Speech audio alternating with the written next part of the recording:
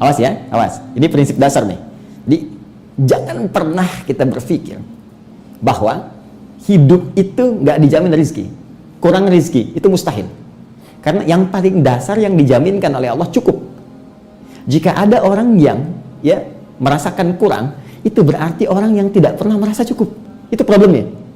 Ya boleh jadi, maaf, bukan karena nggak cukupnya, karena dia mengejar satu beban yang tidak sesuai dengan kebutuhannya. Atau mengejar sesuatu di luar asas kecukupannya. Itu persoalannya. Ya, kalau dia mau naik, nanti ada lagi tahapannya. Tapi Allah jamin, sepanjang Anda gunakan, pasti cukup. Kalau kamu ingin naik level dari ini, dari cukup naik level kedua, maka diberikan lagi secara indah oleh Al-Quran, ini caranya. Kalau kamu ingin naik level, begini caranya. Sehingga tetap setiap level itu sesuai dengan kecukupan perjalanan hidupnya. Sampai ia pulang. Tapi kalau levelnya nggak dipelajari, maka jadi beban. Ini yang menyebabkan seseorang dari cukup jatuh ke bawah, turun, miskin. Dari miskin, turun ke bawah lagi, fakir. Kalau dia nggak pernah belajar tangganya, maka selamanya dia tidak akan pernah naik. Dan saat akan naik pun, karena tak pernah punya tangga, kemungkinan besar akan jatuh.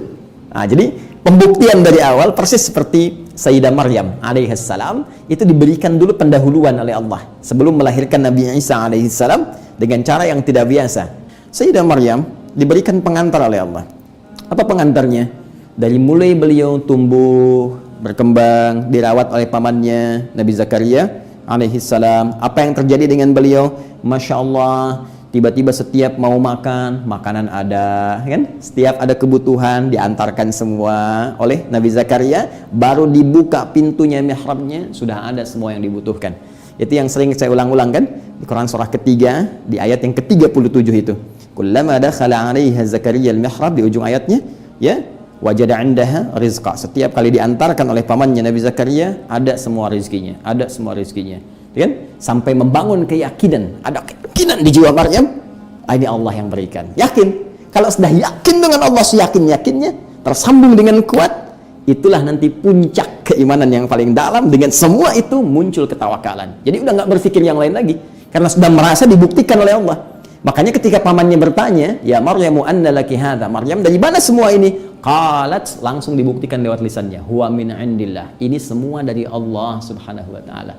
Karena sudah yakin semua dari Allah, sudah tawakal kepada Allah, makanya nggak aneh lagi ketika tiba-tiba beliau mengandung, ditiupkan rohnya oleh malaikat Jibril alaihissalam tanpa pernah disentuh laki-laki manapun, karena sudah dekat dengan Allah dan diberikan informasi. Di situ sudah nggak ragu lagi dengan semua anugerah yang Allah berikan.